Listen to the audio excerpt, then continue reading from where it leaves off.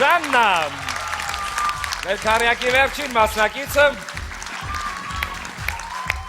Ոտնկայ սապահարում են քեզ, Ժաննա, բայց դահլիճի սապահարությունները երբեմն չեն համապատասխանում ժյուրիի կարծիքների հետ։ Անդրե, ձեզնից սկսենք։ Այս պահին պետք է իմ սուբյեկտիվ և գումարած օբյեկտիվ կարծիքը արտահայտեմ, որ ամենաշատը քո ելույթն եմ հավանել։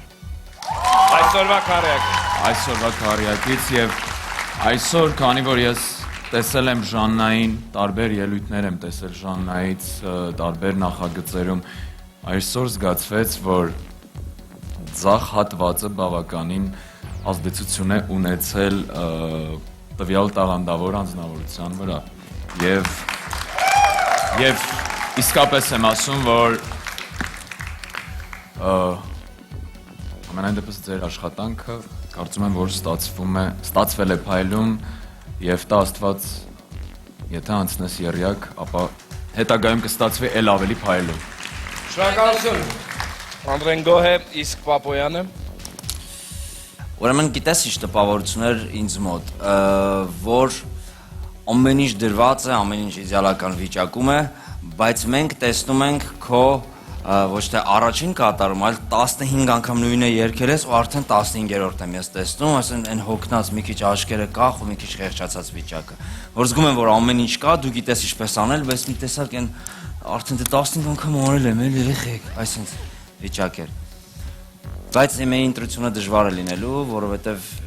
ինչ որ է բավականին լավ պատրաստվել էր։ Մեկ խեղճանում էր, որովհետև զգում եմ ոնց որ ամենավերջին ուժերը ներդներ են կրկներքի ժամանակ, դրանից ավել ու սենց կնգնեիր, այդ շնչակտոր վիճակը, որ հանում էի, այսենց շատ կոկիկ և չապվազեված կատարում էր։ Շնորհակալություն, Գոր, ինչ տպավորություններով եք դուք։ Շատ դժվար է խոսել Ժաննայի ելույթի մասին, քանի որ ես այս տեսակ երաժշտությունը չեմ հասկանում և չեմ ընկալում, իմ համար մի քիչ անհասկանալի է, տեսնում եմ, որ Ժաննան շատ աշխատասեր է, տեսնում եմ, որ ինչքան է պարապ է, շարժը, ձևը, անգամ այդ գլխարկի նետումը, որ ճիշտ երևի տանը պարապել էր, վերջը, հասկանում ես, տեսնում եմ, որ երգում ես, ամեն ինչ օքեյ է, բայց այդ չկա, որ տա ուղեղիս մեջ ու ինչ-որ սենց լամպոչկան վառվի, հասկանում ես,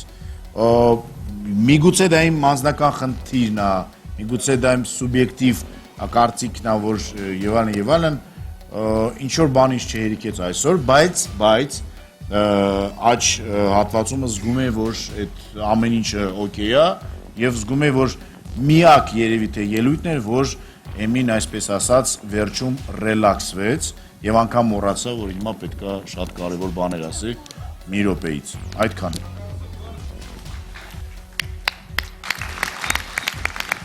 Շնորհակալություն Գոր Գլումով եւ վերջապես քեզ համար իհարկե ամենասրտամոտ կարծիքը։ Իրականում չեմ մոռացել, որ մի քանի վայրկյան անց շատ ավելի դժվարանալու է կյանքը մի քանի օրով։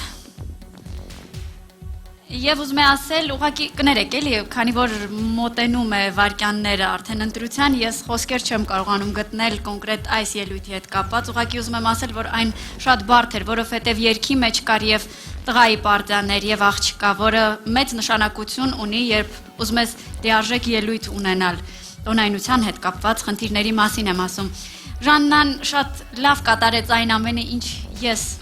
նրան հանձնարարել էի։ Ուզում եմ, որպեսզի